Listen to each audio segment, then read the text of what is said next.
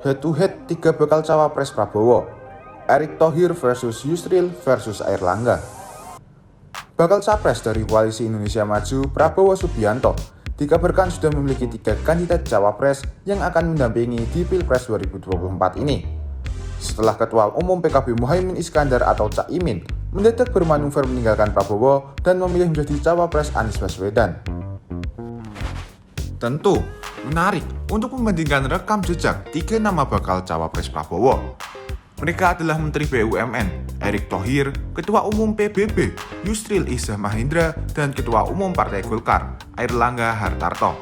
Sebagai informasi, Koalisi Indonesia Maju terdiri dari Partai Gerindra, Partai Golkar, dan PAN. Koalisi gemuk ini diketahui akan berupaya memenangkan Prabowo sebagai Presiden RI di pemilu 2024. Lalu, seperti apa rekam jejak 3 bakal cawapres Prabowo? Simak, inilah selengkapnya. Ketua PSSI Erick Thohir menjadi nama yang diusung oleh PAN untuk menjadi cawapres Prabowo. Sebelumnya, Erick diketahui belum pernah bergabung dengan partai manapun, sampai akhirnya dipinang PAN. Erick Thohir sendiri mulai dikenal publik sejak dirinya mengakuisisi klub Liga Italia Inter Milan pada tahun 2013 lalu. Kala itu, ia menjabat sebagai Presiden Inter Milan. Namanya kemudian mulai masuk ke pemerintahan setelah dipercaya Jokowi untuk masuk ke Kabinet Indonesia Maju pada 2019. Sejak itu, hingga sekarang Erick Thohir menjabat posisi Menteri BUMN. Kini, namanya masuk dalam bursa cawapres di pemilu 2024 dengan raihan elektabilitas tertinggi sekitar 8,0%.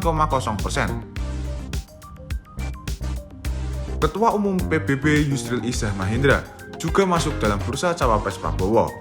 Mantan Menteri Sekretaris Negara ini pun terus disodorkan oleh PBB untuk menjadi cawapres Prabowo. Namun, hingga saat ini, nama Yusril Izzah belum kunjung masuk dalam deretan survei elektabilitas resmi. Meskipun begitu, pihak PKB optimis wakil mereka tersebut memiliki peluang besar untuk mendampingi Prabowo. Tak hanya Erick dan Yusril, nama Airlangga Hartarto juga masuk dalam nama calon cawapres Prabowo dalam Pilpres 2024. Menko Perekonomian Indonesia ini diusung oleh Golkar sebagai cawapres Prabowo.